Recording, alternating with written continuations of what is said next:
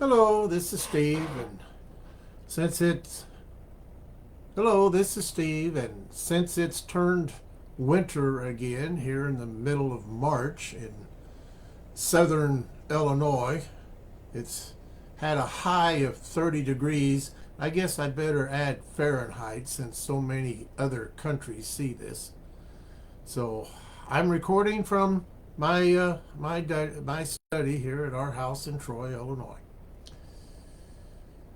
This is a article that I wrote for the newsletter I used to do 20 some years ago. This piece was written for this month of March in 2003.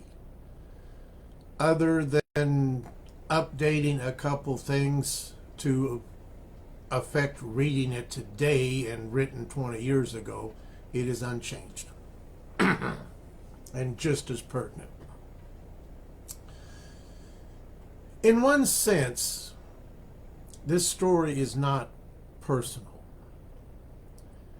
After all, it hasn't affected me or anyone that I know personally in any way.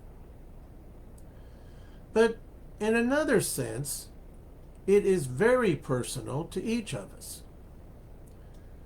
20 years ago, the news for this month was full of the tragedy of over 100 lives lost in two separate nightclub incidents within a week of each other. I'm sure many of you might remember the stories. In Chicago, clubgoers panicked while trying to get away from the effects of mace being used to break up a fight, and became entangled in the stairwell when the exit became blocked from the crush of the crowd.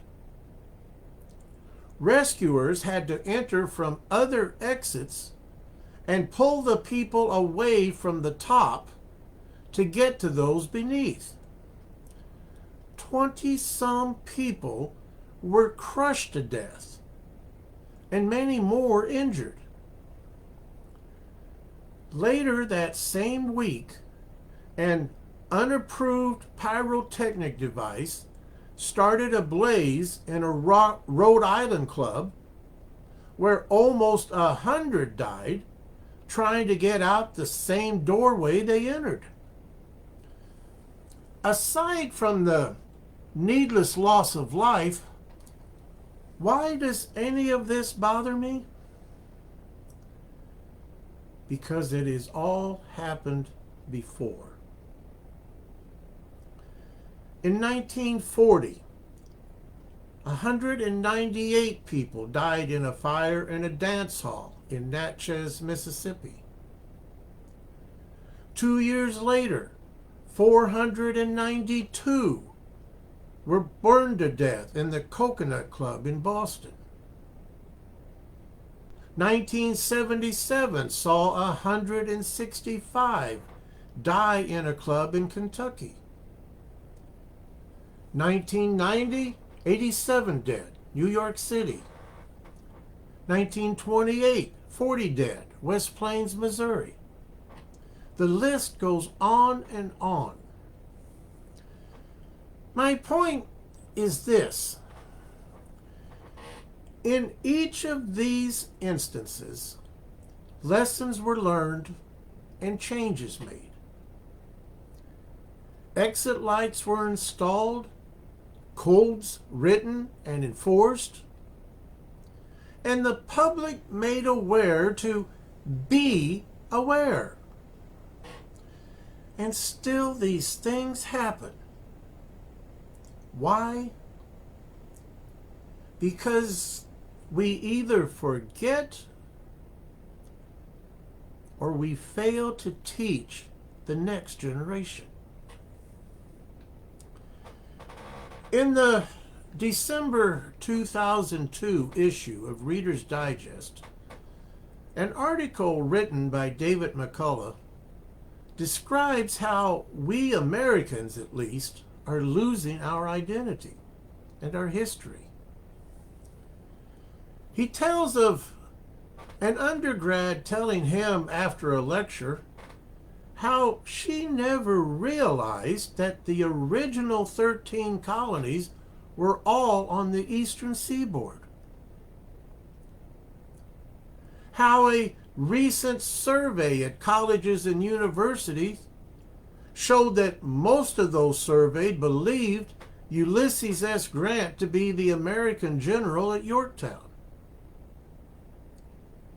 And how none of the nation's top 50 learning institutions, at least at that time, required American history as part of the curriculum. And he goes on to explain that without that knowledge, without knowing not only what happened before, but also why it happened, these people will be doomed to repeat the same mistakes.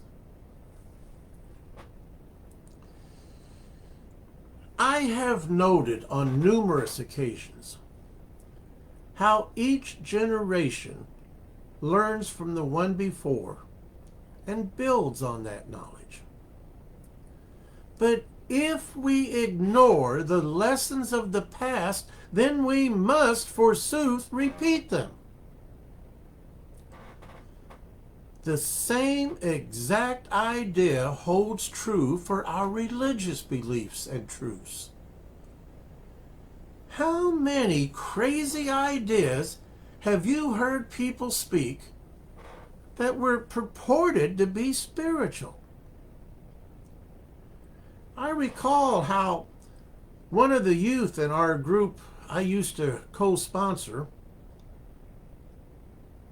along with myself, the other sponsor, and other adults who had occasion to know him,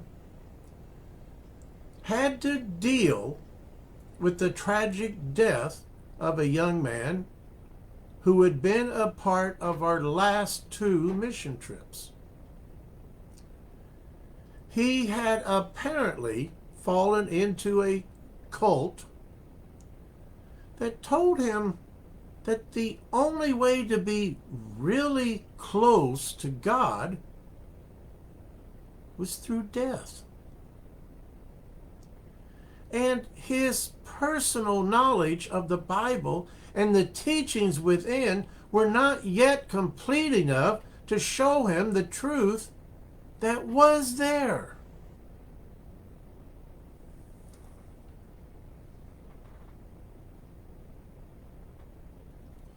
Someone told me that the youth of today are more than just the church of tomorrow. They are the church of today as well.